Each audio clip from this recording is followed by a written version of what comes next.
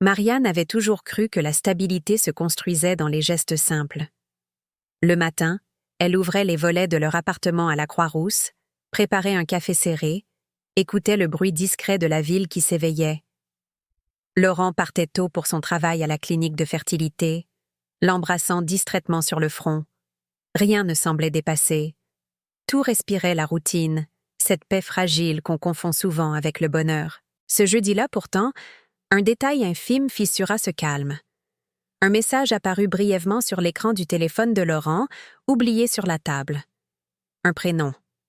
Sophie. Puis un cœur. Marianne n'espionnait pas, mais son regard s'était posé là, malgré elle. Le reste de la journée, une angoisse sourde s'installa, mêlée à une intuition qu'elle tenta de repousser. Cette histoire est inspirée de faits réels, adaptés et créés exclusivement à des fins de divertissement. Et n'oublie pas de t'abonner à la chaîne, c'est gratuit, et dis-moi en commentaire de quelle ville tu regardes la vidéo. J'adore savoir jusqu'où nos histoires arrivent. Le soir même, Marianne fouilla le bureau de Laurent, le cœur battant. Dans un tiroir mal fermé, elle découvrit une enveloppe Kraft, lourde de sens. À l'intérieur, un test ADN récent. Les résultats étaient clairs, implacables, et ne laissaient aucune place au doute. Ses mains tremblaient, tandis qu'une colère froide remplaçait la peur. Laurent ne savait pas encore qu'il venait de tout perdre. 2 jours plus tard, elle lui proposa de dîner au restaurant Les Vignes d'Or, près des quais du Rhône, un lieu qu'ils fréquentaient autrefois pour célébrer leurs anniversaires. Laurent souriait, inconscient, parlant de son travail, de projets futurs. Marianne l'écoutait en silence, observant chaque détail de cet homme qu'elle croyait connaître. Quand le serveur apporta l'addition, elle posa calmement l'enveloppe sur la table. « Ouvre », dit-elle d'une voix posée. Laurent pâlit en découvrant le contenu. Autour d'eux, les conversations continuaient, les verres tintaient. « Tu veux m'expliquer, Sophie ?» ajouta-t-elle, sans hausser le ton. Le silence qui suivit fut plus violent que n'importe quel cri. Laurent comprit alors que le secret qu'il pensait maîtriser venait d'exploser au grand jour et que cette soirée marquait le début d'une chute irréversible. La nuit qui suivit le dîner fut interminable. Laurent ne rentra pas. Marianne resta assise dans le salon, les lumières éteintes, écoutant les bruits étouffés de l'immeuble. À l'aube, quand elle se leva enfin, une certitude s'imposait. Elle devait comprendre jusqu'où allait le mensonge. Pas pour le sauver, mais pour se sauver elle-même. Lorsqu'il quitta l'appartement le lendemain pour aller travailler, elle attendit quelques minutes, puis entra dans leur chambre. Le dressing de Laurent était parfaitement rangé, trop parfaitement. En déplaçant une pile de chemises, elle remarqua une trappe discrète au fond d'une étagère. Derrière, plusieurs dossiers médicaux soigneusement classés, portant le logo de la clinique. Ce n'était pas de simples copies. Nom, date, résultat de traitement de fertilité. Certains documents semblaient annotés de sa main. Le cœur de Marianne s'emballa. Elle n'était ni médecin ni juriste, mais elle comprenait assez pour savoir que ces dossiers n'avaient rien à faire là. En continuant à fouiller, elle découvrit une clé USB et un second téléphone. Ses doigts hésitèrent avant d'allumer l'appareil. Une série de messages s'afficha aussitôt, sans mot de passe, comme si Laurent n'avait jamais imaginé qu'on puisse les lire. « Tu me manques. Le rendez-vous d'hier a tout changé. Je te promets que je m'occuperai de tout. » Les messages étaient signés Amélie. En remontant la conversation, Marianne comprit. Amélie était une patiente de la clinique, suivie depuis des mois. Les échanges alternaient entre termes médicaux et déclarations intimes. Il ne s'agissait pas d'une simple liaison. Laurent franchissait des limites professionnelles graves, mêlant soins, promesses et sentiments. Une photo attira son attention. Amélie, souriante, allongée sur un lit d'hôpital, la main de Laurent visible au premier plan. La date correspondait à un jour où il avait prétendu être en déplacement professionnel. Marianne sentit une nausée monter. Chaque message était une trahison supplémentaire, mais aussi une pièce d'un puzzle bien plus inquiétant. Elle referma le dressing, remit tout en place avec un soin mécanique. Son reflet dans le miroir lui sembla étranger. Le regard dur, déterminé. À cet instant précis, elle comprit que l'infidélité n'était peut-être que la surface d'un secret plus sombre. et que la vérité qu'elle venait d'entrevoir risquait de bouleverser bien plus que son mariage. Laurent rentra tard ce soir-là. Il posa ses clés sans bruit, comme s'il espérait traverser l'appartement sans être vu. Marianne l'attendait dans la cuisine, assise bien droite, les mains jointes autour d'une tasse de thé froid. Elle leva les yeux vers lui, et il comprit immédiatement que quelque chose avait basculé. « On doit parler », dit-elle simplement. Il tenta un sourire nerveux, s'approcha, mais elle se leva aussitôt, gardant une distance nette entre eux. « J'ai vu les dossiers. Et les messages. Amélie. » Le prénom résonna comme un coup sec. Laurent passa une main sur son visage, cherchant ses mots. Pendant quelques secondes, il sembla hésiter entre le mensonge et l'aveu. Puis ses épaules s'affaissèrent. « Ce n'est pas ce que tu crois, » commença-t-il, avant de s'interrompre. « Non. Si. Enfin.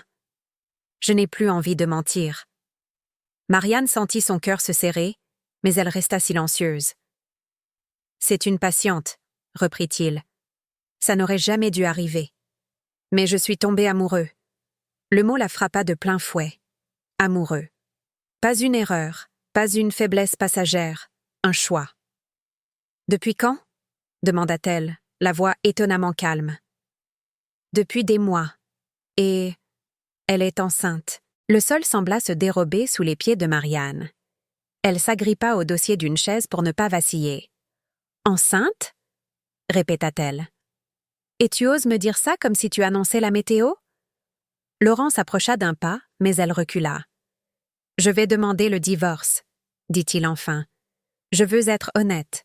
Je veux construire quelque chose avec elle. » Un rire bref, sans joie, échappa à Marianne. « Honnête ? Tu parles d'honnêteté maintenant ?» Le silence s'installa, lourd, irréversible. Tout ce qu'ils avaient bâti venait de se dissoudre en quelques phrases. Marianne pensa à leurs années communes, aux projets, aux sacrifices. Elle comprit que rien de tout cela ne pesait face à la décision qu'ils venaient de prendre. « Très bien, » répondit-elle après un long moment. « Tu veux partir ? Alors pars. Mais sache une chose, je n'en resterai pas là. » Laurent la regarda, surpris par cette détermination froide. Il prit une valise, y jeta quelques affaires et quitta l'appartement sans se retourner.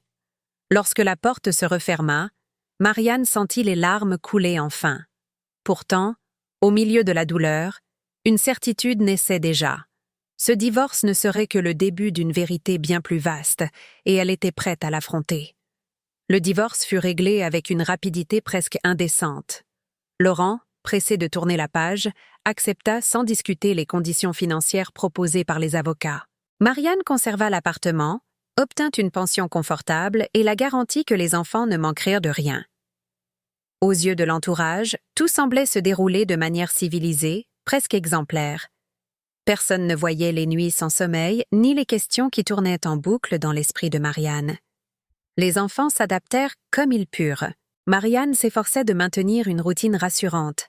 Devoir à la table de la cuisine, dîner simple, histoire avant de dormir. Pourtant, certains détails la troublaient. Des souvenirs anciens, jusque-là enfouis, refaisaient surface. Les grossesses avaient été compliquées, médicalisées à l'extrême. Laurent insistait toujours pour l'accompagner à chaque rendez-vous, parlait aux médecins à sa place, signait parfois des documents qu'elle ne prenait pas le temps de lire. Un après-midi pluvieux, en rangeant une vieille boîte de papier dans le cellier, Marianne retomba sur ses propres dossiers médicaux. Compte rendu, ordonnances, résultats d'examen. Elle les relut avec un regard neuf. Certains termes lui semblèrent étranges. Certaines dates ne correspondaient pas à ses souvenirs. Pourquoi autant d'analyses hormonales alors qu'on lui avait assuré que tout était normal? Pourquoi ces mentions vagues sur des protocoles alternatifs? Un malaise diffus s'installa. Elle se surprit à observer ses enfants différemment, cherchant des ressemblances, des traits communs. Elle se détesta aussitôt pour cette pensée, mais le doute avait été semé. Laurent avait menti si facilement sur tant de choses. Et si ce mensonge-là remontait bien plus loin? Le soir, seule dans le salon, Marianne prit conscience d'une réalité dérangeante. Elle ne connaissait peut-être pas toute l'histoire de sa propre maternité. L'idée la terrifia autant qu'elle la fascinait. Elle comprit alors que le divorce n'avait pas clos le passé, mais l'avait au contraire ouvert comme une plaie ancienne. En regardant la pluie glisser le long des vitres, Marianne se promit de ne plus détourner les yeux. Si quelque chose avait été caché, elle le découvrirait. Non par vengeance, mais pour se réapproprier sa vie, son corps et la vérité sur sa famille. Quelques jours plus tard, un message inattendu arriva sur l'adresse mail personnelle de Marianne. L'expéditrice se nommait Isabelle Moreau. Le nom ne lui disait rien, mais l'objet du message la fit frissonner. Concernant Laurent et la clinique. Après une courte hésitation, elle accepta de la rencontrer. Elles se retrouvèrent dans un petit café discret du quartier de la Guillotière. Isabelle était une femme d'une quarantaine d'années, au regard fatigué, mais déterminé. Elle serra sa tasse entre ses mains comme pour se donner du courage. « J'ai travaillé avec Laurent pendant presque 10 ans, commença-t-elle. J'étais biologiste dans le laboratoire de la clinique. Marianne sentit son cœur s'accélérer. Isabelle baissa la voix. « Ce que je vais te dire est grave et dangereux. Si je te parle aujourd'hui, c'est parce que je ne supporte plus le silence. » Elle expliqua peu à peu ce qu'elle avait découvert avant de démissionner. Des traitements de fertilité modifiés sans l'accord des patientes, des échantillons échangés, remplacés, des signatures falsifiées. Ils appelaient ça de l'optimisation des chances. En réalité, c'était un système de fraude organisé. Marianne eut du mal à respirer. « Laurent était impliqué ?» demanda-t-elle, bien qu'elle connaisse déjà la réponse. Isabelle hocha lentement la tête. Plus que ça, il tenait les registres. Des carnets précis, presque obsessionnels. Il décidait quel profil génétique serait utilisé. Certaines patientes n'ont jamais su que le matériel utilisé ne venait ni de leur conjoint, ni même d'un donneur officiel. Un silence pesant s'abattit entre elles. « Pourquoi me dire ça maintenant ?» murmura Marianne. « Parce que j'ai vu son nom sur les documents liés à tes grossesses », répondit Isabelle sans détour. « Et parce que d'autres femmes commencent à poser des questions. Je pense que tu fais partie des victimes, Marianne. » Le mot résonna douloureusement. « Victime. » Marianne sentit ses jambes trembler sous la table. « Il traitait les gens comme des dossiers, » poursuivit Isabelle. « Comme des variables. Et parfois, comme des expériences. » En sortant du café, l'air froid lui sembla irréel. Chaque pas l'éloignait un peu plus de la vie qu'elle croyait avoir vécue. Désormais, elle ne doutait plus. Ce qu'elle avait découvert dépassait largement une trahison conjugale. C'était un système, un crime, et elle en était peut-être l'un des rouages involontaires. La révélation d'Isabelle ne laissa plus aucun répit à Marianne. Les jours suivants, elle vécut comme en apnée, chaque geste automatique, l'esprit ailleurs. Une question la hantait, obsédante, presque indicible. Et si ses enfants n'étaient pas nés comme elle l'avait toujours cru? Un matin, après avoir déposé les enfants à l'école, elle se rendit dans un laboratoire indépendant, recommandé discrètement par Isabelle. Le bâtiment était impersonnel, presque rassurant par sa neutralité. Marianne expliqua sa situation sans entrer dans les détails, la voix tendue. On lui parla d'analyse, de délai, de consentement. Elle signa, mécaniquement, consciente que chaque signature la rapprochait d'une vérité qu'elle redoutait autant qu'elle désirait. L'attente fut insupportable. À la maison, les souvenirs prenaient une autre couleur.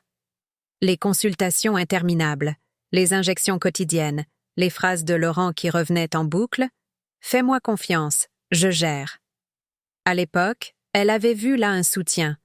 Aujourd'hui, ces mots sonnaient comme un aveu déguisé. Quand les résultats arrivèrent, Marianne resta longtemps immobile, l'enveloppe posée devant elle. Puis elle l'ouvrit. Les termes étaient techniques, froids, mais le sens était limpide. Les grossesses avaient été obtenues par insémination artificielle. Le plus terrible suivait, le matériel génétique utilisé ne correspondait pas à celui déclaré dans les dossiers officiels.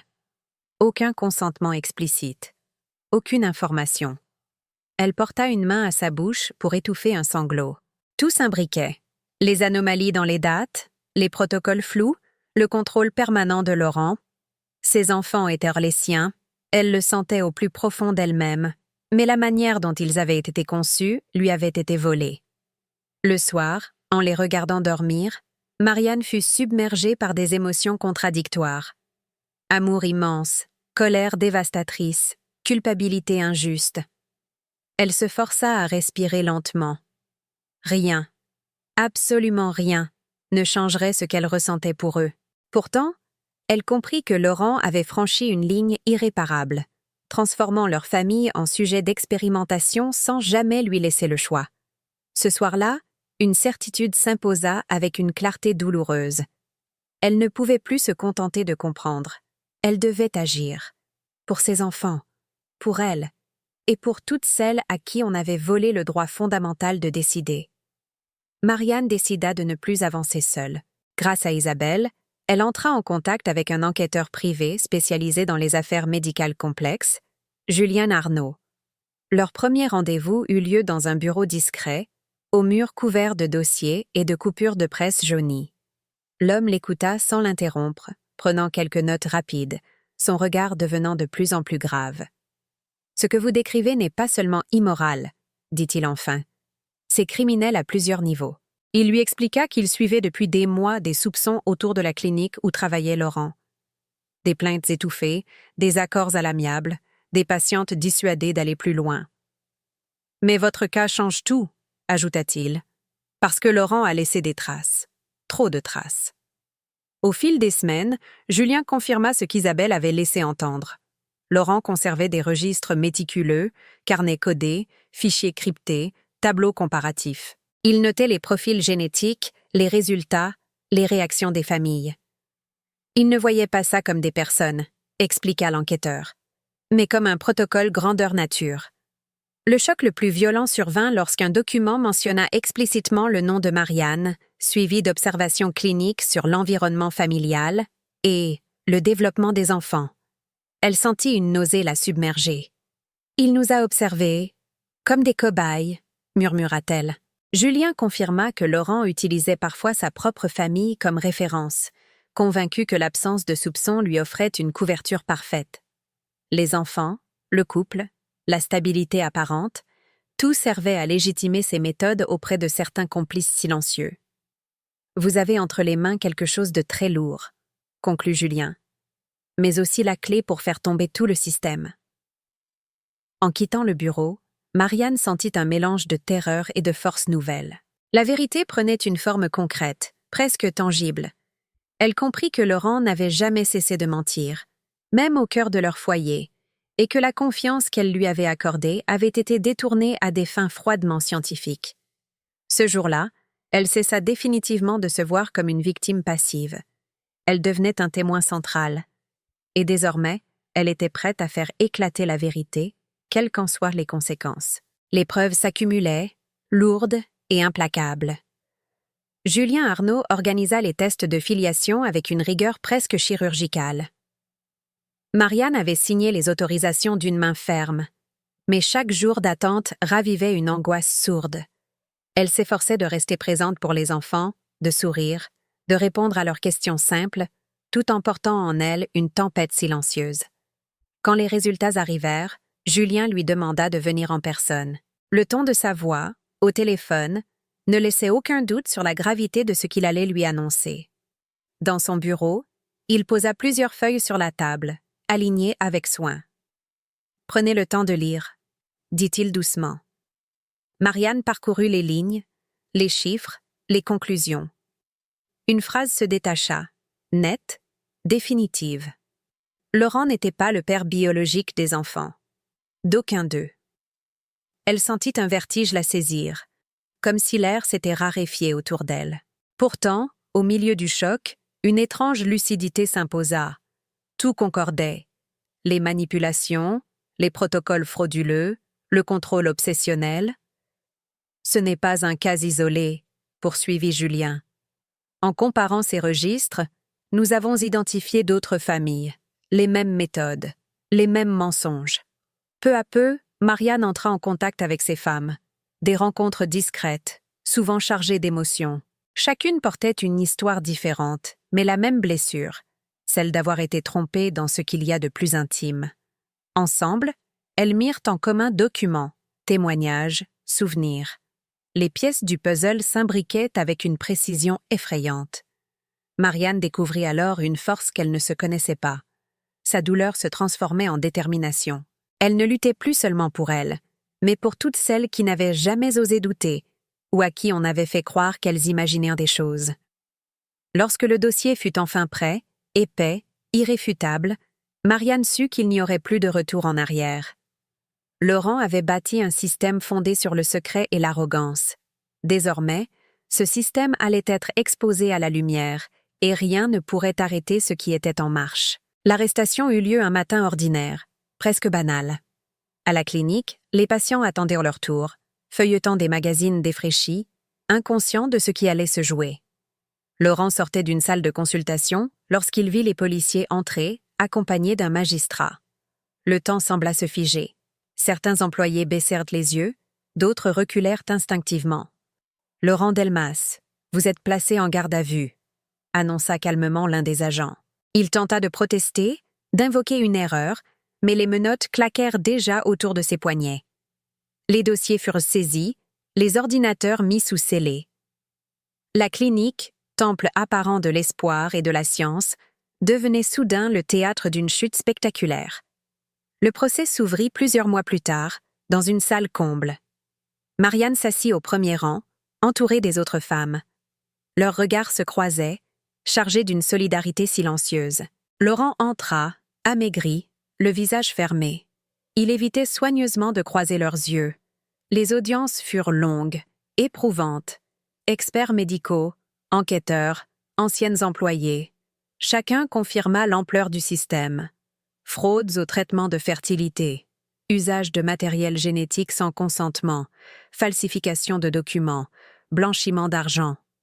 Les carnets de Laurent, projetés à l'écran, révélèrent son obsession du contrôle, sa froideur méthodique. Lorsque Marianne fut appelée à témoigner, un silence pesant envahit la salle. Elle parla sans colère, décrivant les faits, les mensonges, l'impact sur sa famille. Il ne s'agissait pas d'erreur, conclut-elle, mais de choix répétés, faits en toute conscience. La défense tenta de plaider l'excès de zèle scientifique, la pression des résultats. Le tribunal ne fut pas dupe. Après plusieurs jours de délibération, le verdict tomba. 18 ans de réclusion pour fraude médicale, blanchiment de fonds et crimes contre la dignité humaine. Laurent resta immobile, comme vidé. Marianne, elle, sentit une lourde tension se relâcher. Ce n'était pas une victoire joyeuse, mais une justice nécessaire. En quittant le tribunal, elle inspira profondément. Le passé venait enfin d'être nommé, jugé. Et pour la première fois depuis longtemps, l'avenir cessait de lui sembler menaçant. Les mois qui suivirent le procès furent consacrés à la reconstruction. Rien n'était simple, mais tout devenait possible. Marianne emmena les enfants quitter Lyon pour quelques semaines, respirer l'air salin de l'Atlantique. Les matins commençaient par des promenades silencieuses sur la plage, les pieds nus dans le sable froid, les pensées plus légères. Peu à peu, les nuits redevinrent paisibles. À la maison, elle choisit la vérité, avec des mots adaptés à leur âge. Elle expliqua que leur histoire était singulière, mais que l'amour qui les liait ne dépendait ni de dossiers ni de tests. Les enfants l'écoutèrent avec sérieux, puis revinrent naturellement à leur jeu, comme seuls les enfants savent le faire. Ce jour-là, Marianne comprit que le lien qui les unissait était indestructible. Portée par ce qu'elle avait traversé, elle s'engagea publiquement. Elle participa à des conférences, accompagna d'autres familles, travailla avec des associations de défense des droits des patients. Sa parole, calme et posée, avait du poids. Elle ne parlait pas par colère, mais par expérience. Transformer la douleur en action lui donna un nouveau sens. Peu à peu, une autre forme de joie s'installa. Pas l'insouciance d'avant, mais une sérénité profonde, ancrée dans la lucidité. Marianne se découvrit plus forte, plus libre. Elle ne se définissait plus par ce qu'on lui avait pris, mais par ce qu'elle avait choisi de reconstruire. Un soir d'été, assise sur le balcon, les enfants riant derrière elle, Marianne sourit en observant le ciel s'assombrir. Elle pensa au chemin parcouru, à la femme qu'elle était devenue. La famille, comprit-elle enfin, ne se résumait pas à une origine biologique. Elle se tissait chaque jour dans la présence, la protection et l'amour donné sans condition. Et cette certitude, plus que tout le reste, était sa plus grande victoire. Tu n'es pas encore abonné à la chaîne? Abonne-toi maintenant, c'est gratuit. N'oublie pas de liker la vidéo pour aider YouTube à te proposer plus d'histoires comme celle-ci. Partage-la avec un ami et dis-moi en commentaire ce que tu as pensé de cette histoire émouvante. Un gros bisou et à très bientôt.